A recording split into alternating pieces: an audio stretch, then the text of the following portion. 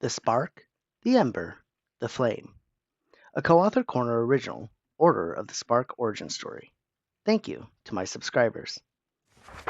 Prologue. The first tier of the universe.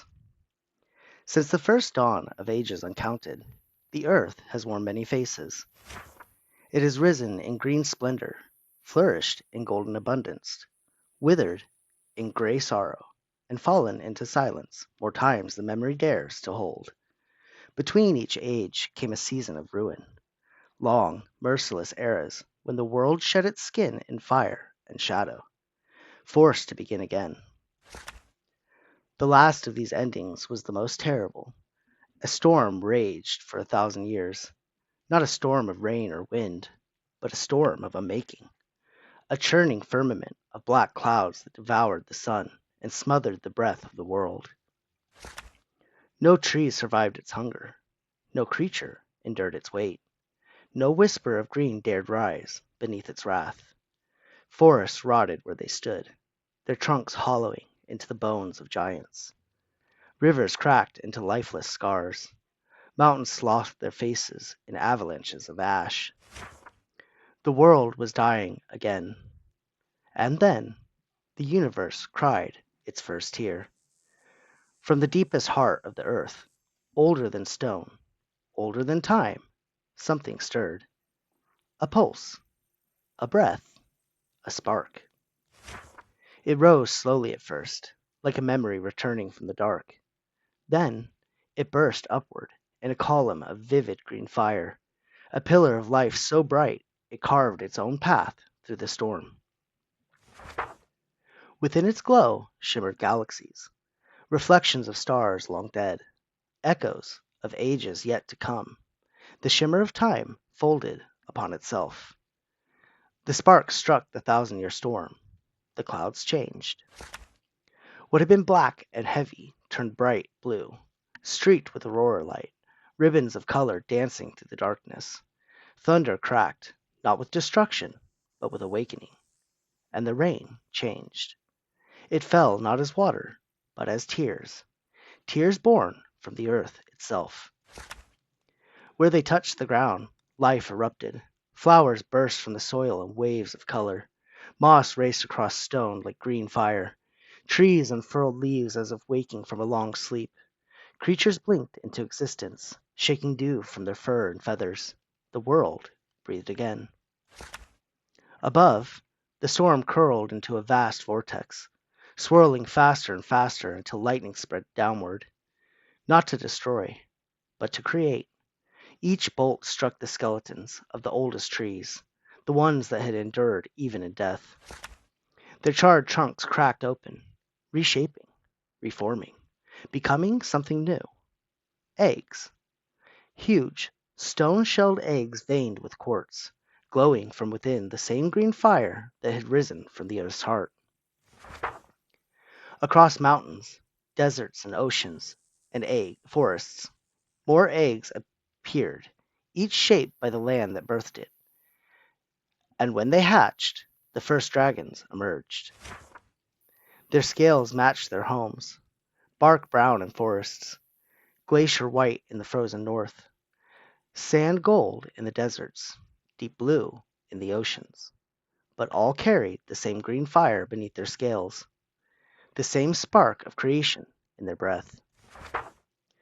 They were the world's first guardians, the keepers of the cycle, the living memory of the spark.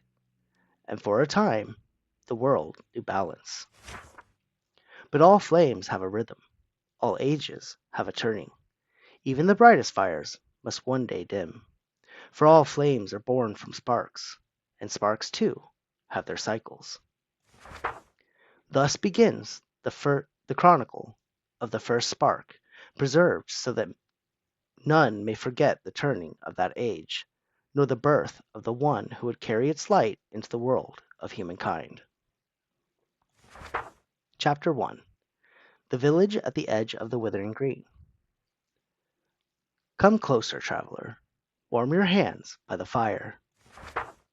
For this tale begins not in a palace, nor a battlefield, but in a small, stubborn village clinging to the furthest southern reaches of Eldergrove, a place where the king's roads thinned into dirt, and the king's influence thinned even further.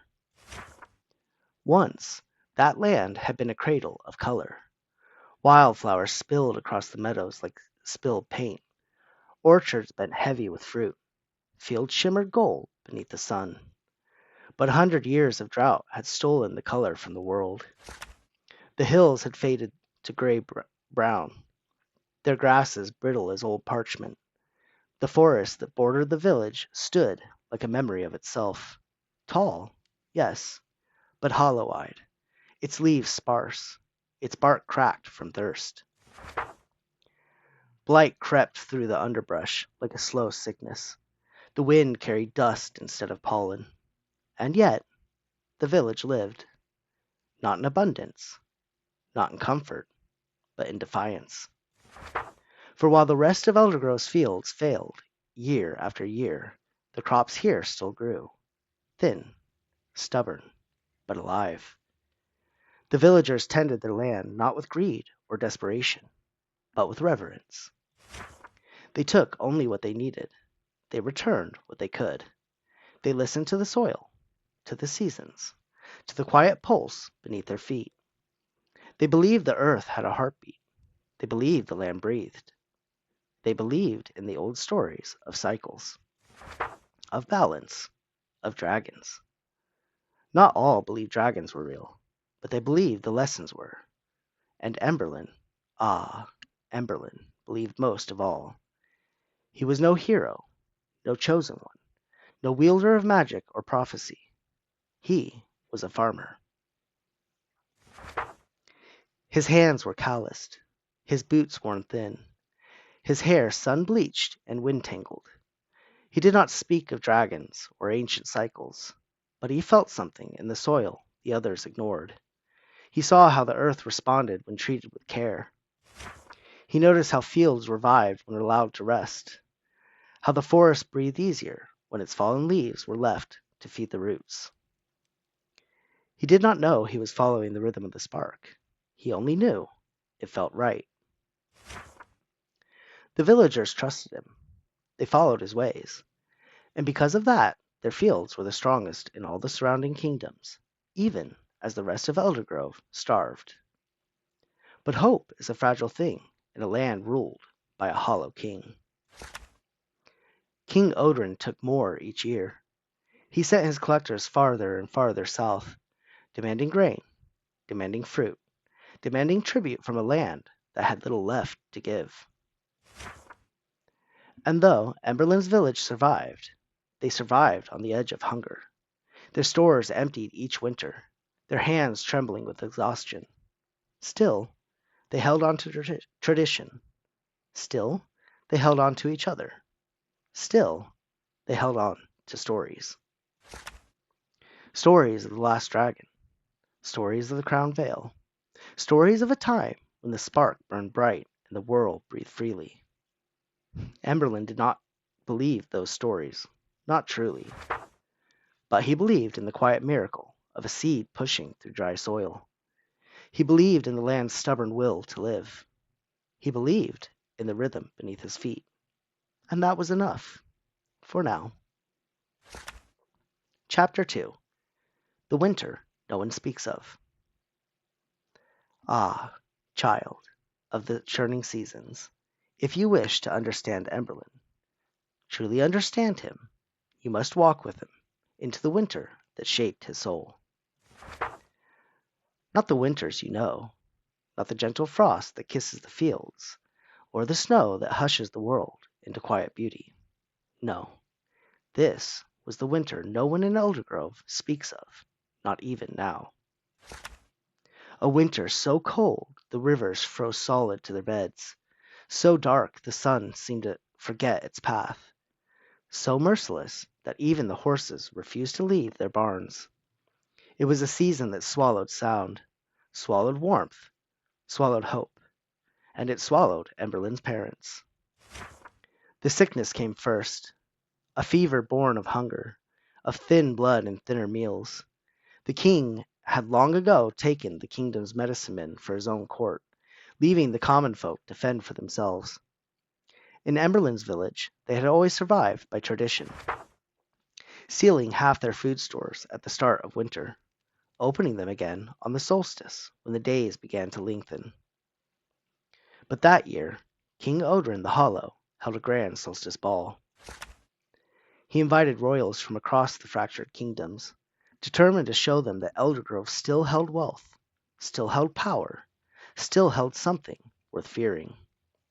And so he sent his collectors south, farther than ever before, demanding not half the winter stores, but 3/4. 3/4 from people already starving.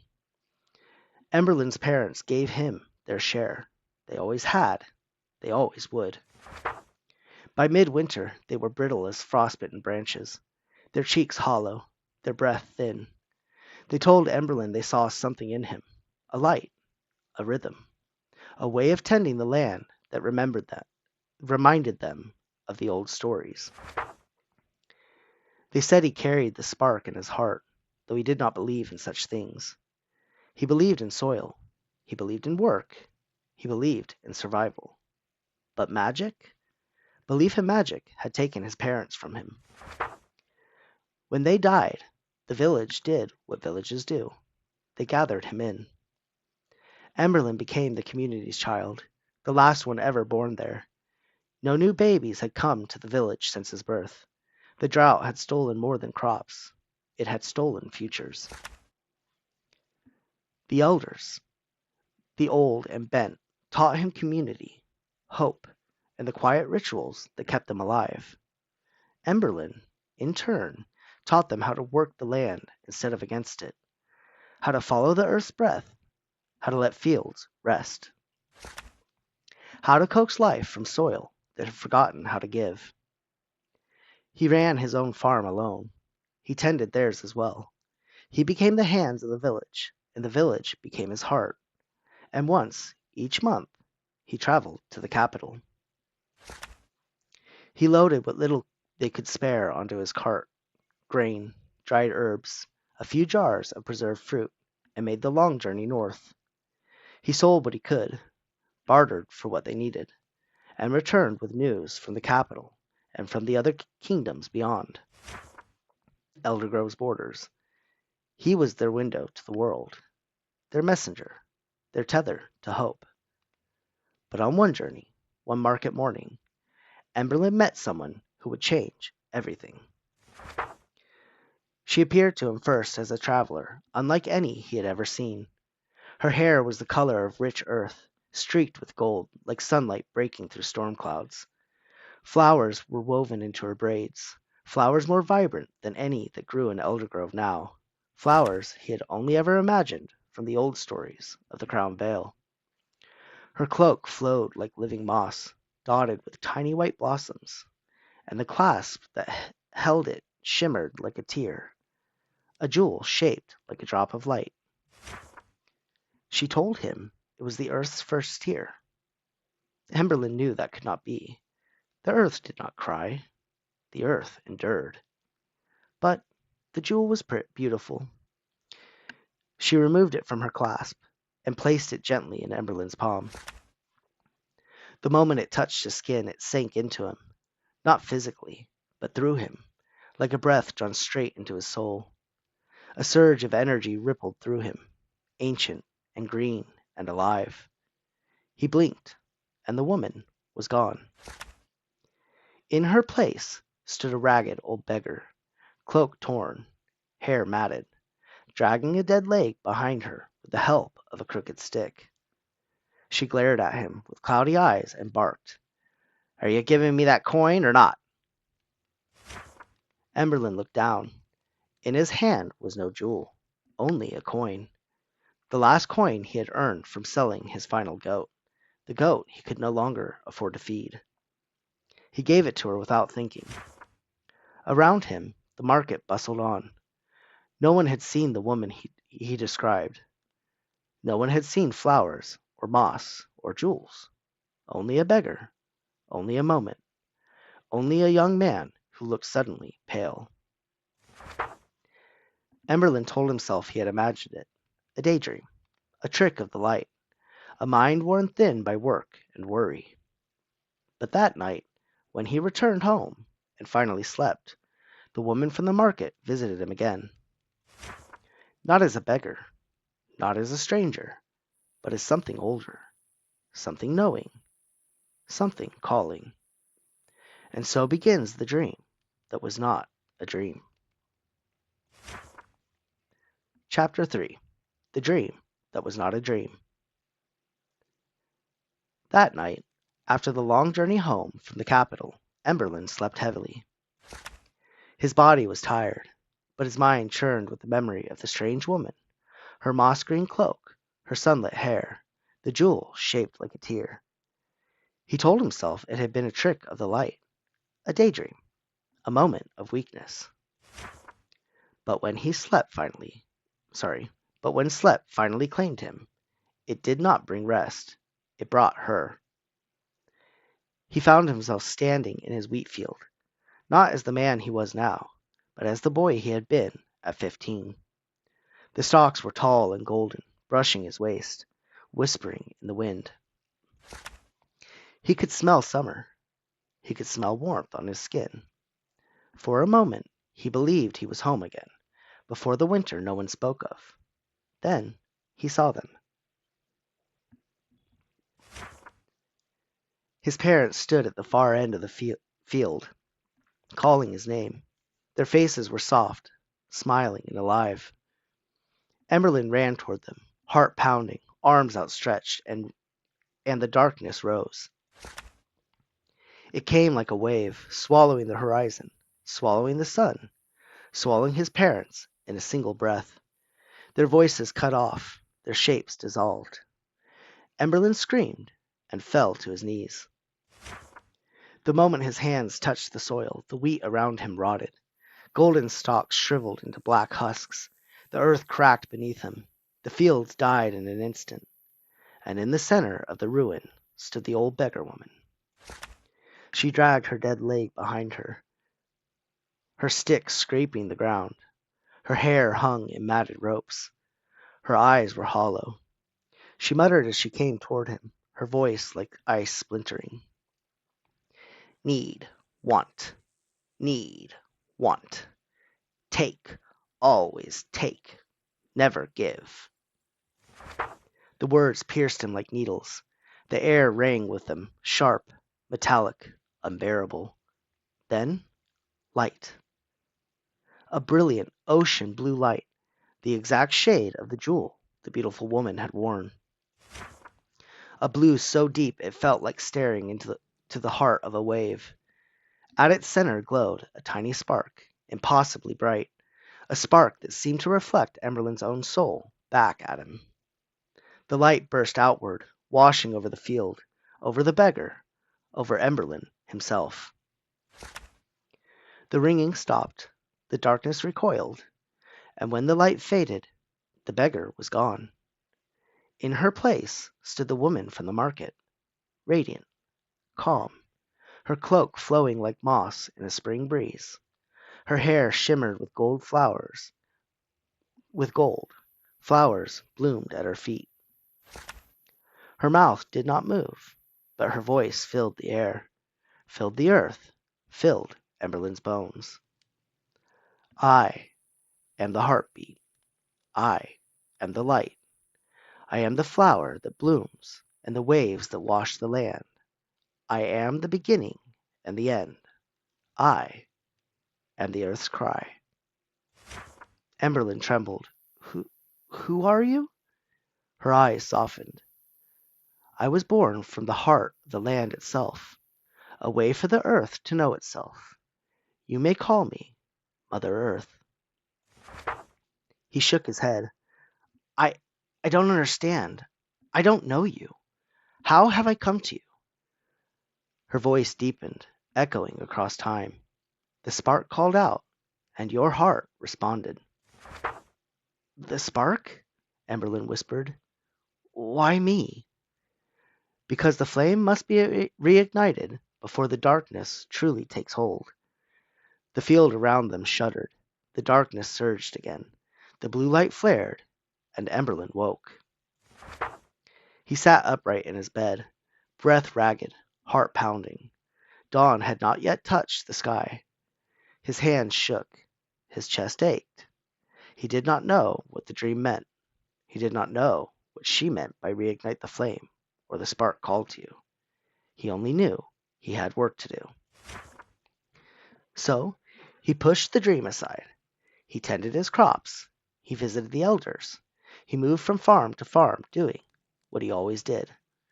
But with each hour, his heart grew heavier and heavier and heavier until the king's collectors arrived.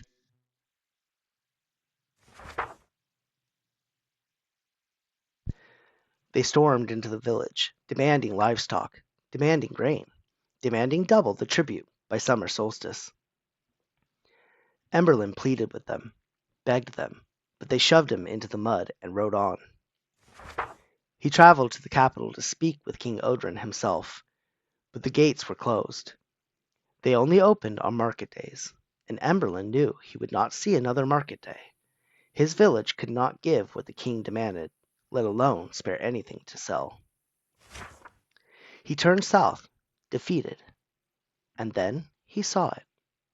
A butterfly. A single, delicate butterfly drifting across the road, wings shimmering with colors he had not seen since childhood. Butterflies had vanished a century ago, in the days when dragons still soared and the world still breathed. In the old stories, butterflies marked the beginning of rebirth. Emberlin's heart swelled. His mother's voice echoed in memory.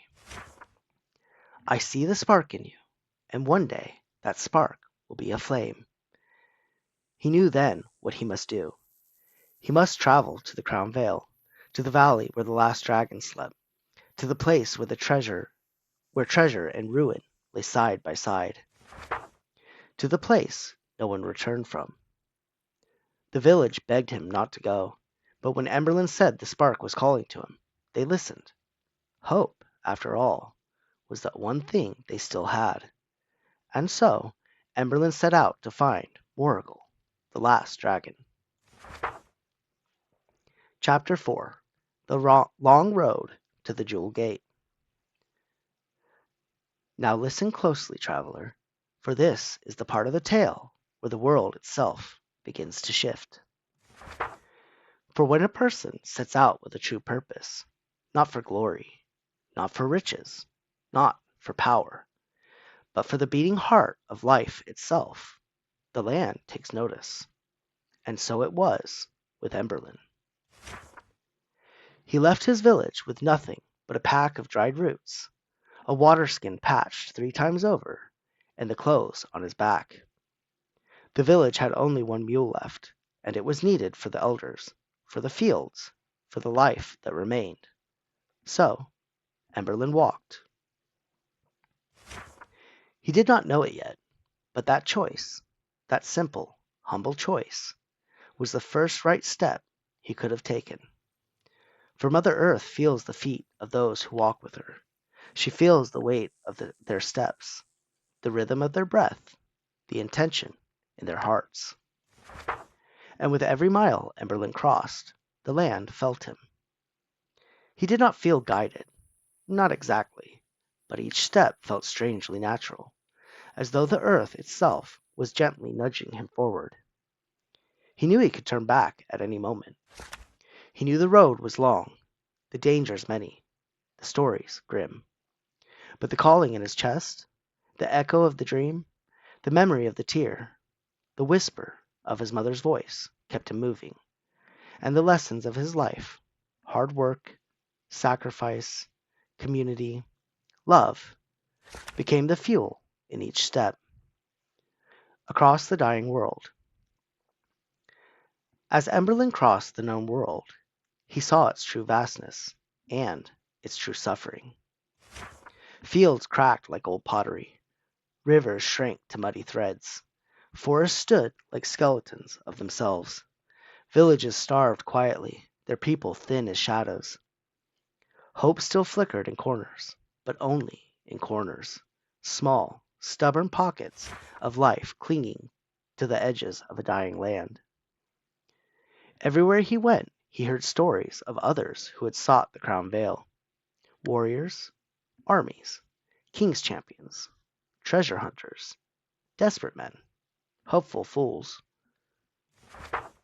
Some claimed they went for glory, some for their people, most for the jewels said to lie within. But none returned. Their stories became warnings. Their warnings became legends. Their legends became fear. And still, Emberlin walked. He was afraid of the darkness, of the dragon, of the unknown, but fear did not stop him. Fear had never stopped him. 6 months on foot. By the time he reached the mountains that guarded the crown veil, Emberlin was nearly unrecognizable. His hair had grown long, his beard thick and tangled.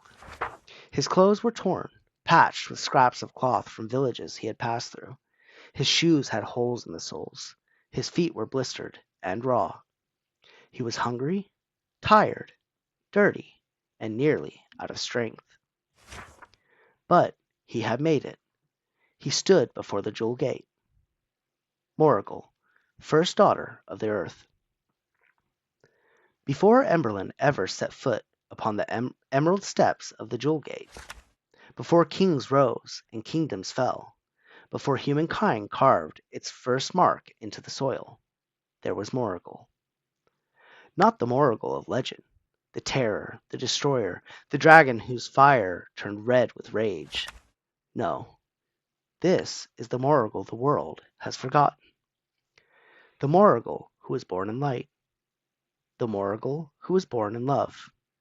The Morrigal who was born in the first turning of the earth. The birth in the crown veil. When the 1,000-year storm broke, and the spark rose from the heart of the world, lightning struck the tallest mountain in the southern range, a mountain so ancient its name had been lost even to stone. The bolt split the peak like a seed pod bursting open.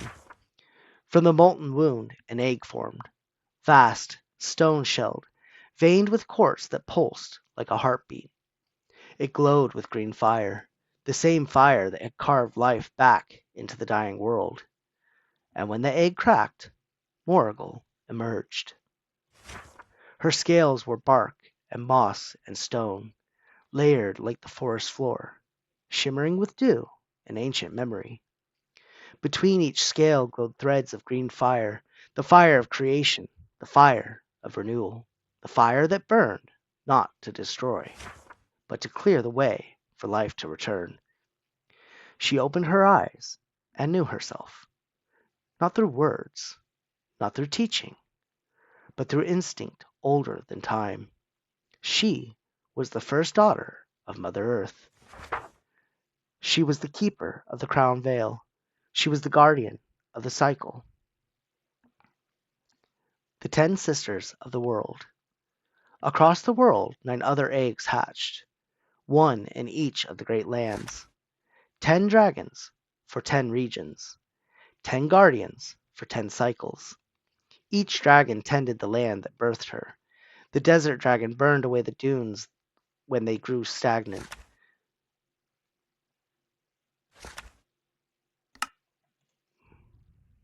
The ocean dragon turned the tides when the waters grew still.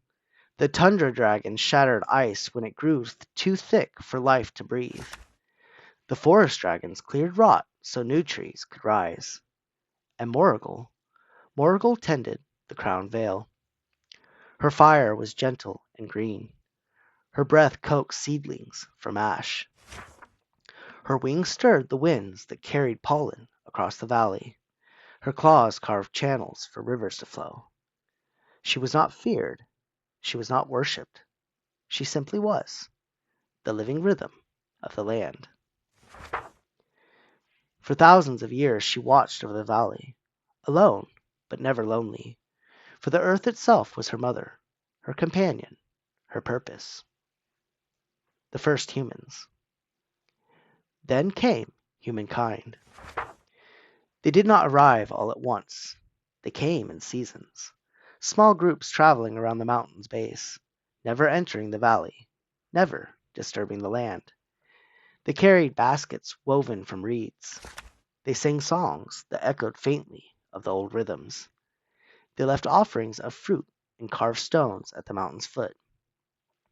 They did not know Morgul, but they respected the land, and Morgul respected them.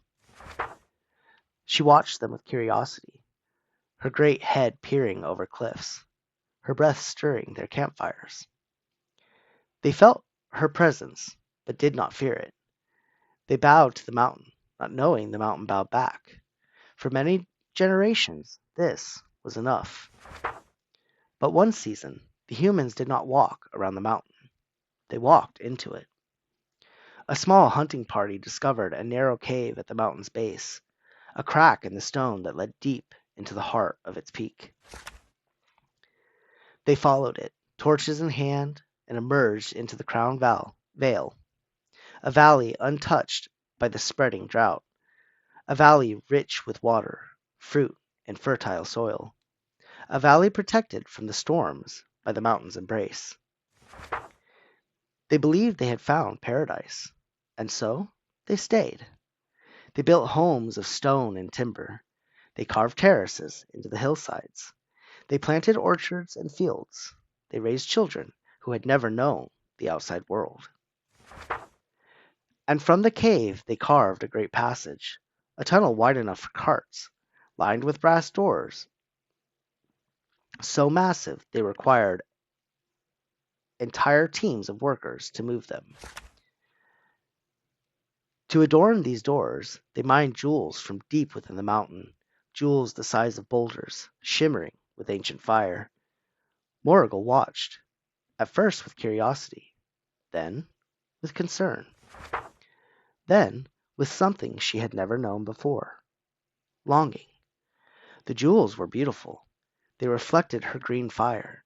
They glowed like the spark itself. She began to guard them.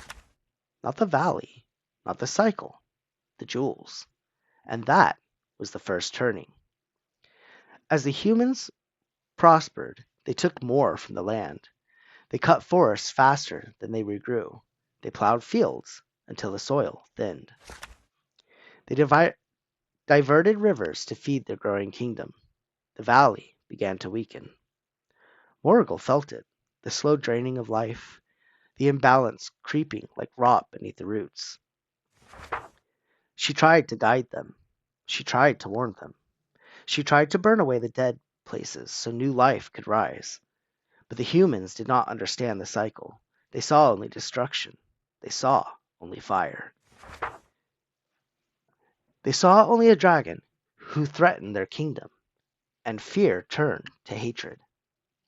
The Dragon Wars. The humans forged weapons. They trained hunters. They told stories of a monster in the mountain.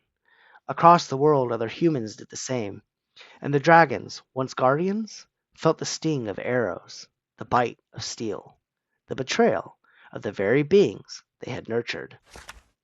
Their green fire dimmed, their patience thinned, their sorrow twisted into rage.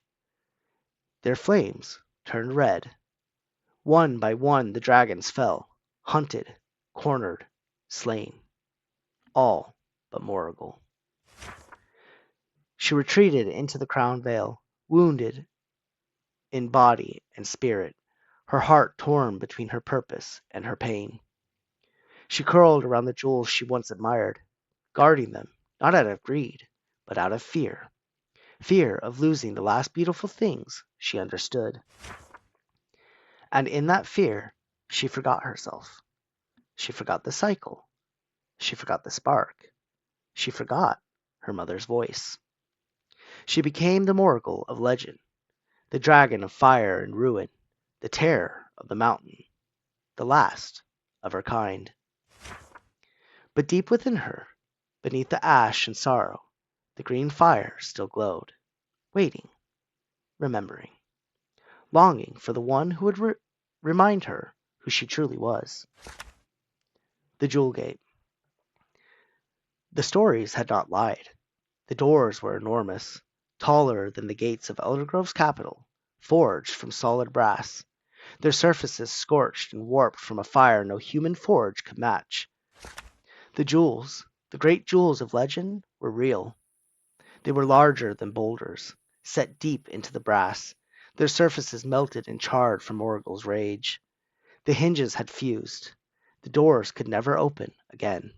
Not from the outside, not from the inside. But one jewel, halfway up the right door, had melted completely. Its housing had cracked open, and the molten stone had cooled into a strange emerald-like staircase that shimmered faintly in the light. Not magic, just sunlight passing through fractured crystal, but it felt like magic. Emberlin climbed the steps, each one uneven, each one sharp, each one humming faintly beneath his tired feet. At the top, he peered into the hollow where the jewel had once been. Darkness. A darkness so deep it seemed to swallow the daylight whole. The same darkness that had swallowed his parents in his dream. He lit a torch. A cold wind blew from within the mountain and snuffed it out. He lit it again, and again, and again. Each time, the wind extinguished it. On the last attempt, as the flame died, he thought he heard a whisper carried on the breeze. The heart's light may not be seen, but it shines brighter than any star. He did not know if he had heard it or imagined it. He did not know what it meant, but he felt it, and he knew that there was no turning back. He had no rations left, no strength to return. No choice but forward. This was it. Emberlin stepped into the jewel gate, into the darkness left behind by a melted jewel and a fallen kingdom. And the mountain swallowed whole. Chapter 5. The Test of the Heart. The darkness inside the jewel gate was not the darkness of night. No moonless sky had ever been so heavy. No cave had ever been so still. This was an older dark, a darkness that remembered things, a darkness that pressed against Emberlin's skin, seeped into his bones, and whispered of endings long forgotten. His footsteps echoed through the chamber, one after another, each piling atop the last. Echo, echo, sharper than the one before. The sound vibrated in his ears, cold and piercing, almost like the beggar woman's voice in his dream, but sharper. As if the darkness itself were trying to carve its way into him. The pain was nearly unbearable, but Emberlin kept walking. Between his footsteps, whispers drifted on the stale air. He could not make out the words, but he could feel them. A loneliness, so deep it felt bottomless. A despair, so heavy it bowed his shoulders. It was the cry of a heart that had forgotten light. Guilt washed over him, thick and suffocating. He stumbled through the dark, hands outstretched, searching for walls, for pillars, for anything to anchor him. Sometimes his fingers brushed stone. Sometimes they found nothing. Sometimes he felt things crawling across his feet, squishing beneath his worn shoes. The darkness drowned out his thoughts. His breath came ragged, his knees trembled. And just as he felt himself breaking, just as he felt the hall swallowing him whole, he remembered. He remembered his village, his farm, the elders, the hands that raised him, the land that fed him, the love that shaped him. He remembered why he was here. And something inside him, something small, something stubborn, something green and ancient began to glow. The spark. His hazel eyes brightened, a soft green light blooming within them, not cast outward, but shining from deep inside. And then, from somewhere deeper than memory, from the place where grief and hope meet, Emberlin began to sing. A song older than any elder still living, a song sung at harvest feasts and winter vigils, a song whispered at the bedside of the dying, a song of light returning. O little flame beneath the stone, O seed beneath the snow, rise when all the world grows cold, rise and let us grow. His voice trembled at first, thin and cracked, from months of travel, but the words carried themselves, echoing through the pitch-black hall like a heartbeat. Remembered. Where shadows fall, let roots remain. Where sorrow falls, let rivers run. For even in the deepest night, the dawn is never done. The darkness shuddered. The hall rumbled. Stone groaned. Dust fell. The ground trembled beneath his feet. A massive piece of the ceiling behind him collapsed, crashing to the floor in a roar of stone and echo. Light spilled in, sunlight from the world outside, and it struck the back of the jewels embedded in the great doors. The hall exploded with color. Fragments of light danced across the pillars, across the floor, across Emberlin's face. Reds, blues, golds, and greens, a kaleidoscope of brilliance that felt almost alive. The great hall, though ancient and decaying, was suddenly beautiful, grand, sacred. Shafts of light lined the path ahead, leading toward the side gate, the entrance to the crown veil. But the light was not kind. It played tricks.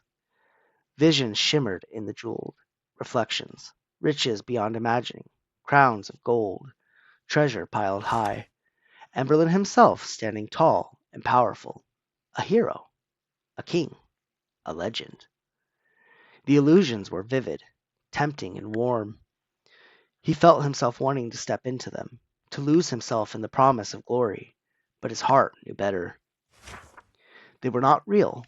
They were the same illusions that had swallowed every man before him. He kept walking. The visions flickered, faded, and finally dissolved, leaving only the fragments of rainbow, of light dancing across the stone. Emberlin reached the brass gate, and there, in the reflection of the jewels, she appeared, Mother Earth. Her form shimmered in the fractured light, woven from color and memory, as though the jewels themselves remembered her shape. Her voice was soft, but it filled the hall. No man has come this far, she said. Driven by greed, the hall swallowed them. Emberlin bowed his head, exhausted, trembling. You thought your journey was ending, she continued, but this is only the beginning. Her reflection stepped closer, light bending around her like petals in a breeze. You have passed the test of the heart. Emberlin swallowed hard. I don't understand. Now, you must endure the test of the fire within. Her voice deepened, echoing through the hall. Fire is not good or bad. It simply is. But what emerges from flame reveals the truth of the heart. She lifted a hand, and the jewel behind her glowed softly. A heart full of greed does not make one evil. It simply leaves no room for rebirth. Emberlin felt the truth of her words settle into him. Now, she said, you must face my first daughter. The hall grew still. Moragle. Emberlin's breath caught. Her heart has been corrupted by the same greed that corrupts men. She no longer hears me. She no longer remembers herself. He whispered, I don't know how to do this. I'm no hero. I'm no... You are a bard. The words struck him like a bell. He had heard of bards, but never met one, never imagined he could be one. I don't know how to be a bard, he said. Mother Earth's reflection smiled gently.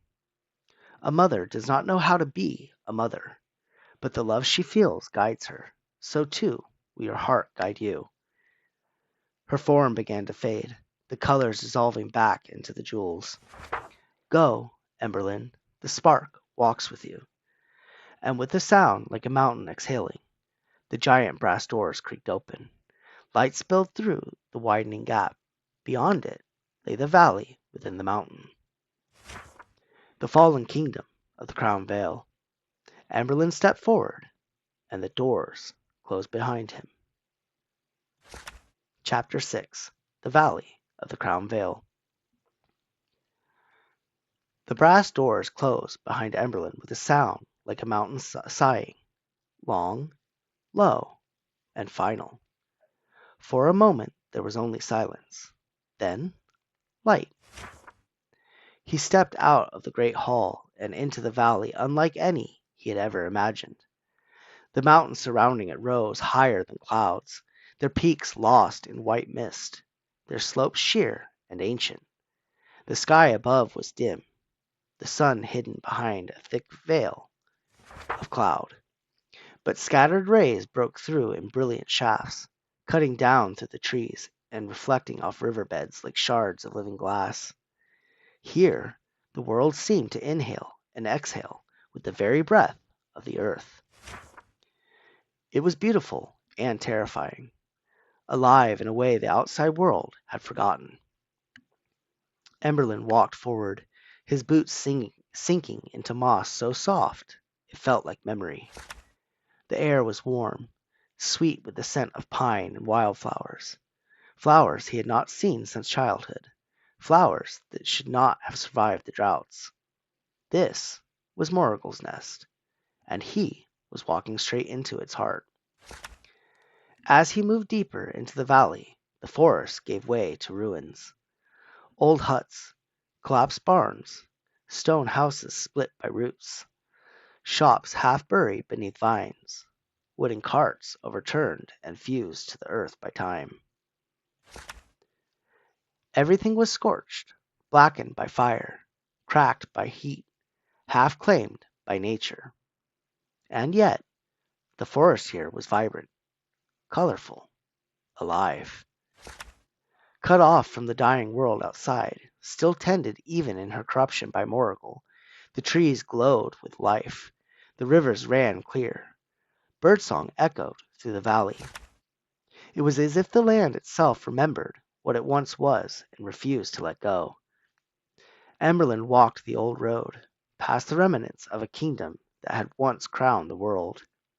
Ahead, rising from the valley floor, stood the castle ruins, scorched, skeletal.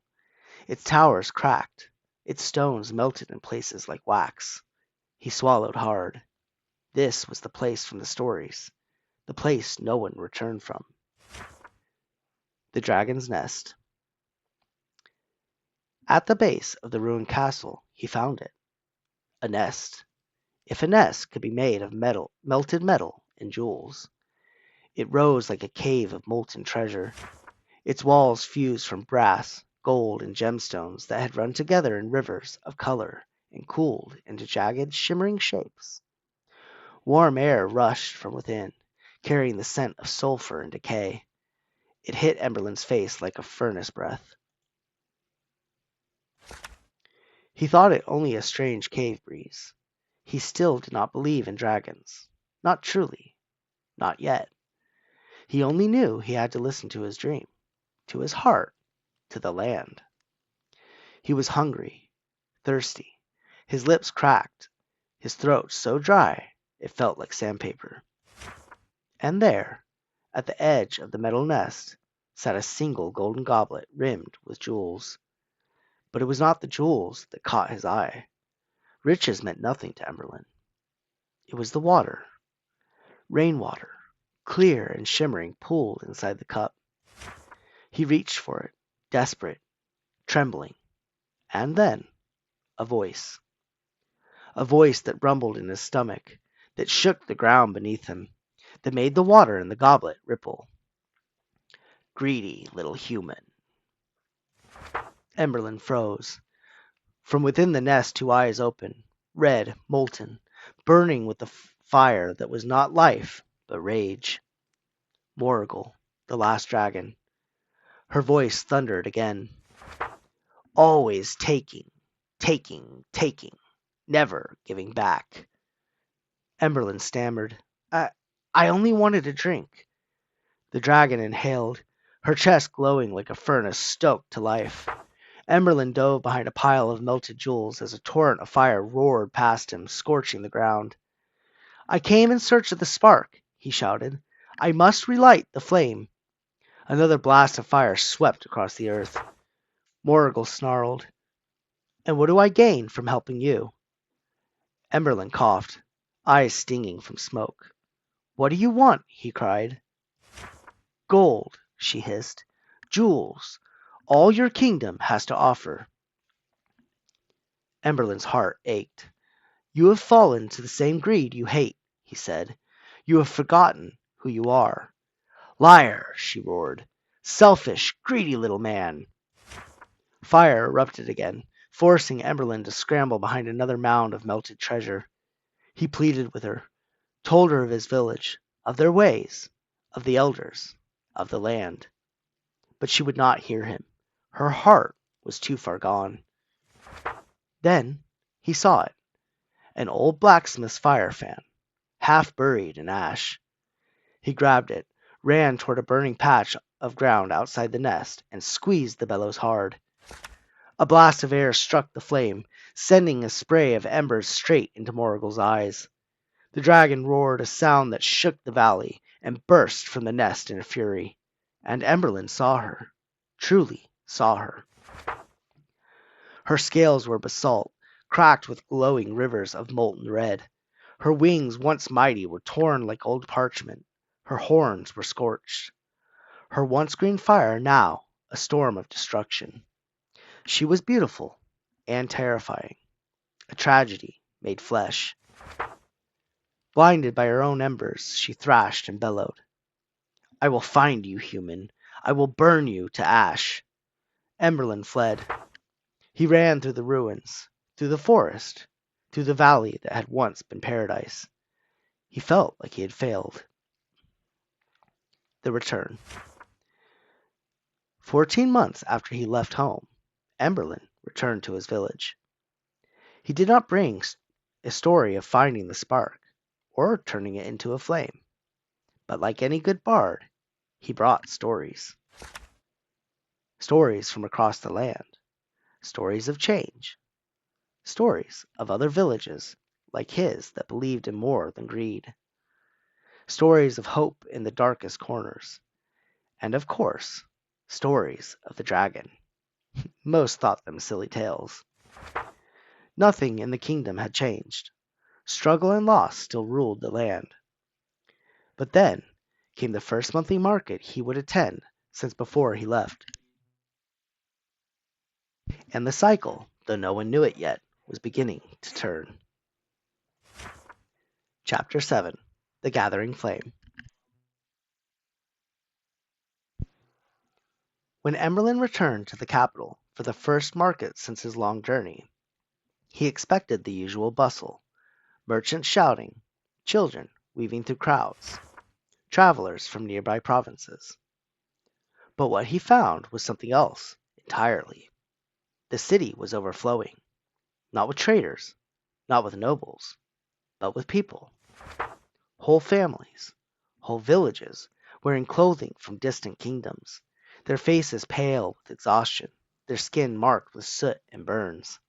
The smell hit him first. Ash, smoke, fear. The markets had not opened. The stalls were empty. Instead, the square was filled with refugees. Men, women, and children huddled together in clusters, their belongings clutched to their chests, their eyes wide and hollow. Emberlin's heart tightened. He had seen this before. He had lived this before.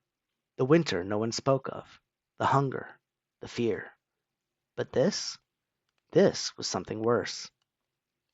As he moved through the crowd, he heard whispers. Not of dragons, not yet, but of fire from the clouds, of villages burning in the night, of wings beating above the smoke, unseen but unmistakable, of a roar that shook the earth, though no one had seen the creature that made it. They spoke of terror that moved like a storm, swift, merciless, and impossible to outrun. But none of them had seen the dragon, not one. They had only seen the aftermath, the flames, the ruin, the sky lit red. And because no one had seen Morrigal herself, the people of the capital and the king's guard believed something else entirely. They believed it was an opposing army. A foreign force using fire weapons, catapults, or alchemical flames hurled under the cover of night. A tactic meant to frighten, to scatter, to weaken Eldergrove before an invasion. Fear twisted into certainty, certainty twisted into rumor, rumor twisted into panic. But Emberlin knew the truth. He had seen Morrigal. He had heard her voice. He had felt the heat of her fire. And he knew she was coming. The king's fear. Before he could speak to anyone, a horn sounded from the castle walls. The king's guard marched into the square, armor gleaming, faces stern. They shouted for all the common folk to leave the city at once. Nobles were ushered inside the gates. The poor were pushed out. The gates slammed shut with a finality that echoed through the streets. The message was clear. The king would not protect his people. Not from an army. Not from fire. Not from anything. Emberlin stood among the exiled crowd, anger burning in his chest. He knew the truth. He knew what was coming. But if he told them it was a dragon, they would laugh, or panic, or both. So he did what bards do. He told a story. The Bard's Tale. He climbed onto a broken cart, lifted his voice, and began to speak. He told them of an army, a vast, relentless force marching from the east, burning everything in its path. He told them of villages that had fallen, of kingdoms that had fled, of a threat that would reach Eldergrove by nightfall. He told the story beautifully, with rhythm, with urgency, with truth woven through the lie. And the people listened. They listened because they were afraid. They listened because they needed hope. They listened because Emberlin's voice carried something they had forgotten. The spark. His words lit something in them. A flicker. A warmth. A courage they did not know they still possessed. One by one they stood. They gathered weapons, old swords, farm tools, broken shields. They formed ranks. Not soldiers, not warriors. People. People who refused to die cowering behind a closed gate. Emberlin led them away from the capital toward his own village, the place he knew best, the place he could protect.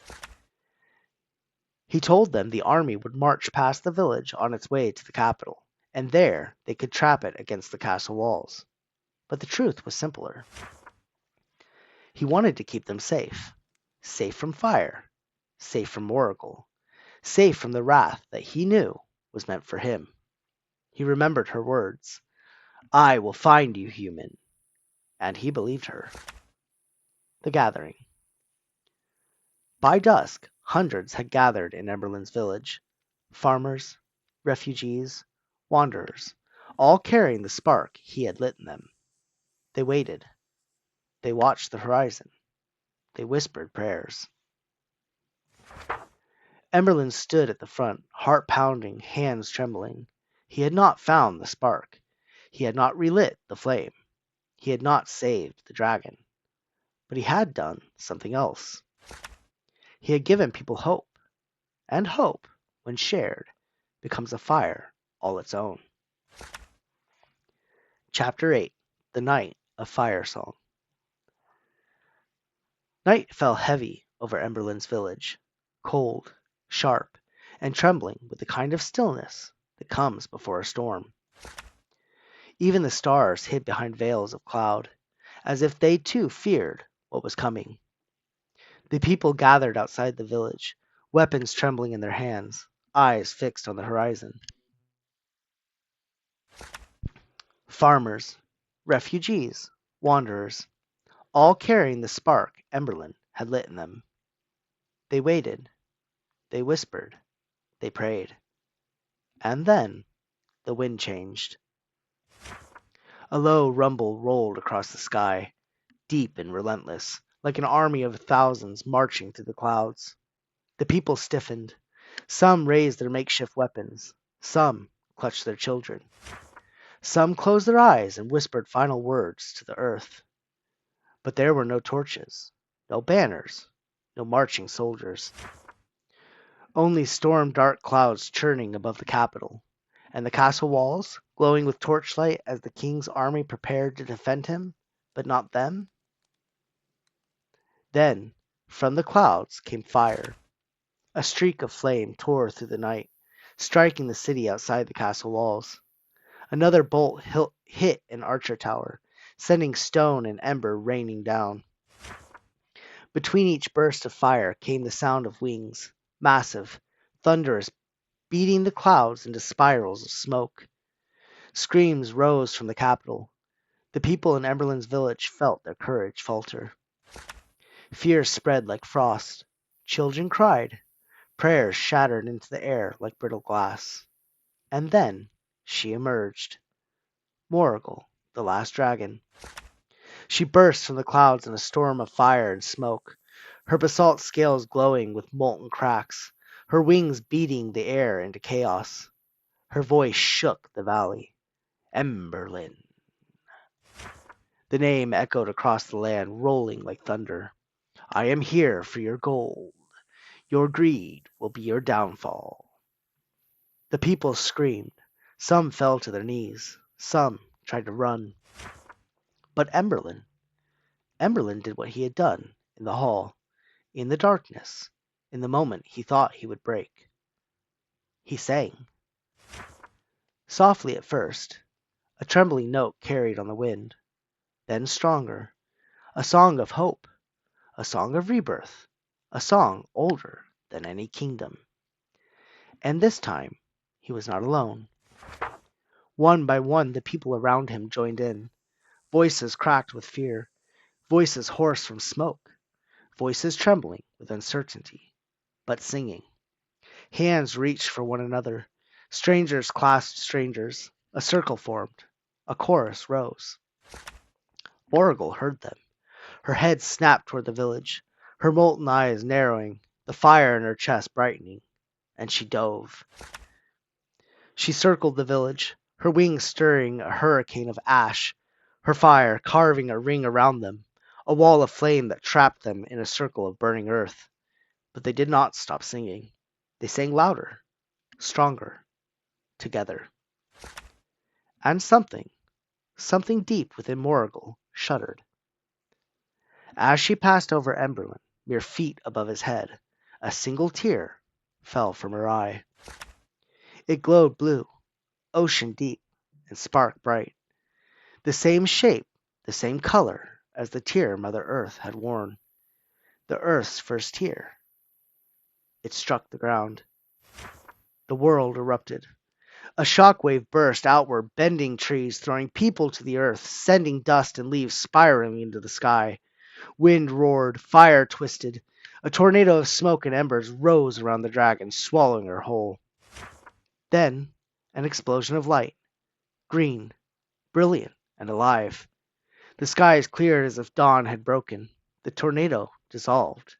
And Morrigal emerged, changed. Her basalt scales were gone, replaced by the texture of earth, bark, moss, and stone. The cracks between her scales glowed with the green light of life itself. Her wings, no longer torn, were translucent, shaped like a dragonfly's, colored like a butterfly's, catching the light like stained glass. She rose into the sky, and with each exhale a green fire swept across the land. Where it touched, life bloomed.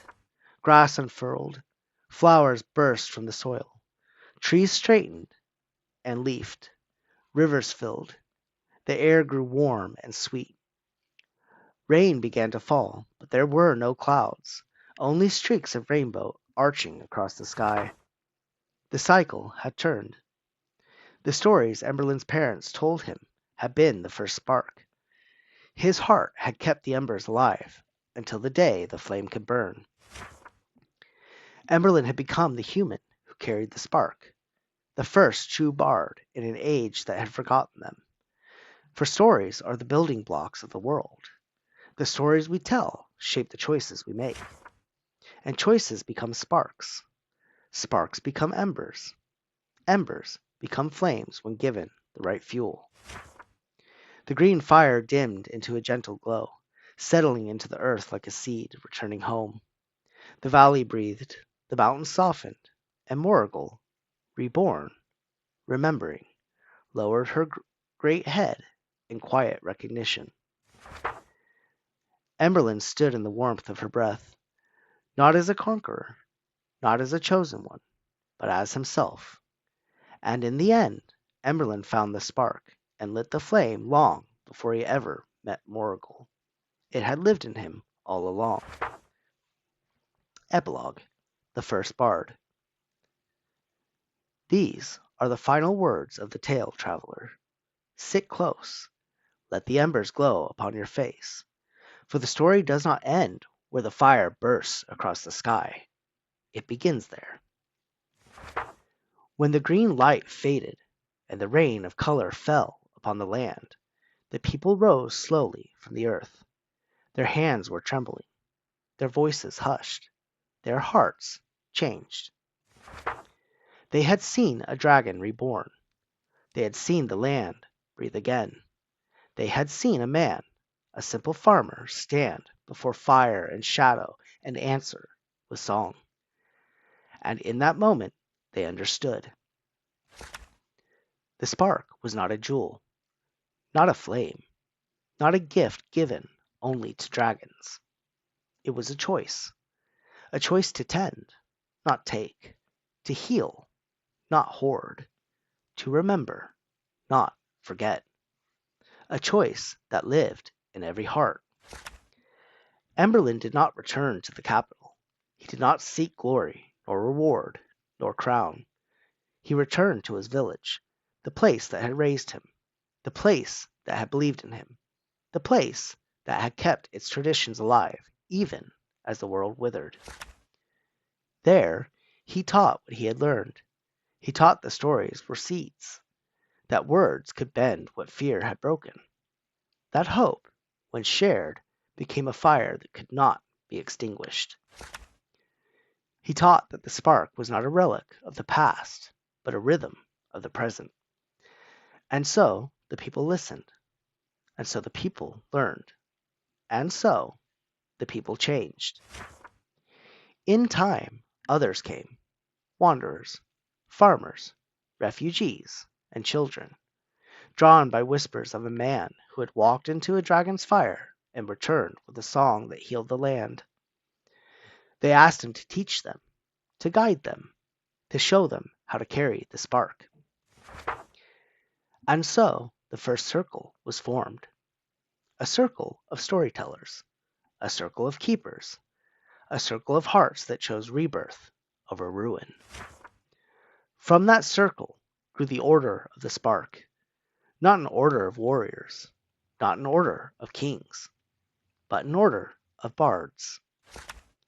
For it is through story that the world remembers itself, through story that the land is tended, through story that the spark is carried from one age to the next. And Emberlin, the farmer, the orphan, the wanderer, the singer in the dark, became the first of them, the first true bard. His tale is not the tale of a chosen hero. It is the tale of a man who chose. And so, traveler, as you rise from the fire and step back into your own life, remember this. Inside every heart is a spark. Inside every spark is a story. And inside every story is the power to turn an age. The question is not whether you carry the spark. The question is, how will you choose to let it burn? The end. Thank you, my friends, for walking this path with me. I hope this tale lit a spark within you, a small ember ready to glow into something all your own. If you've journeyed all the way to this final page, make sure to subscribe so you never miss the next spark that drifts your way. And as always, stay creative Stay curious, and always trust your toots.